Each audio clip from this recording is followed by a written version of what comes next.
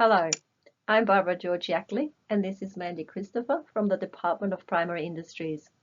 My background is as a cropping researcher, and I own a small farm in southeast Queensland. I grew up on a cropping and sheep property in South Australia, and I've worked as a researcher in broadacre cropping for over 30 years.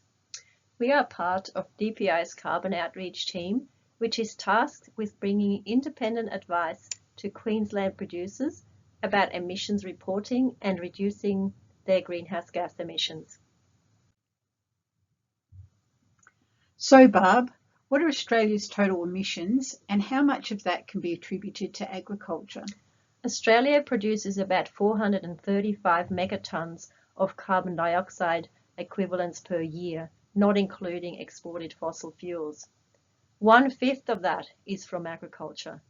This proportion is likely to increase as the energy and transport sectors reduce their emissions. While we need to do our bit to reduce these emissions, agriculture also has a unique opportunity to sequester carbon in our soils and vegetation. So Mandy, what are the main greenhouse gases that come from agriculture? The main sources of greenhouse gases in agriculture are methane, mainly from ruminant fermentation, nitrous oxide, mostly from fertiliser use and manure management, and carbon dioxide from application of urea and lime.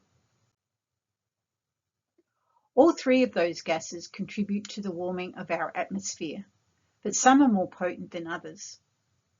To make things easier, their warming potential is usually talked about as compared to the warming potential of carbon dioxide, which is why we have the term CO2 equivalent.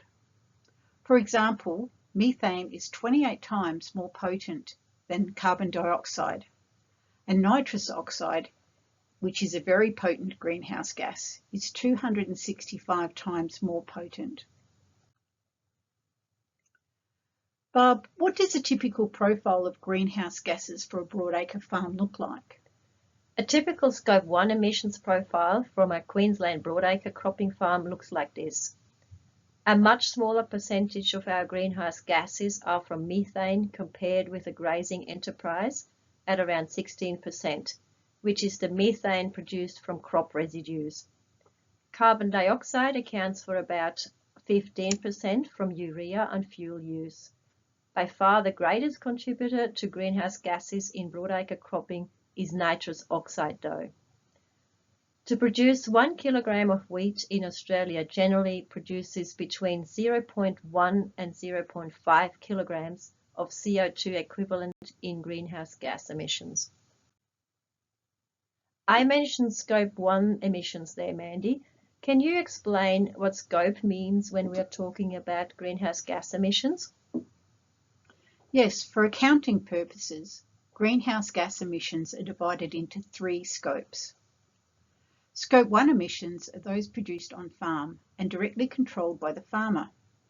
It includes emissions released from fertilisers, from breakdown of crop residues, from animals, and from the use of fuel for vehicles and machinery.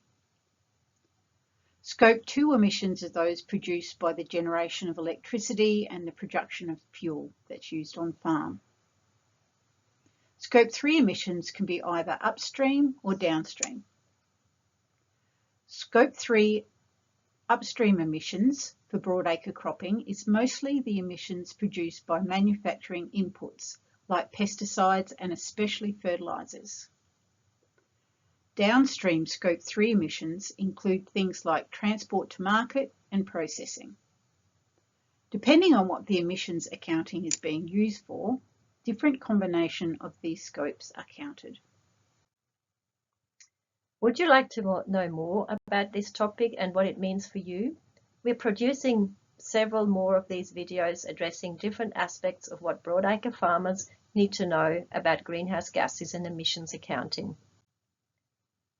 DPI's Carbon Outreach project is part of the Farm Business Resilience Program, which is jointly funded by the Australian and Queensland governments.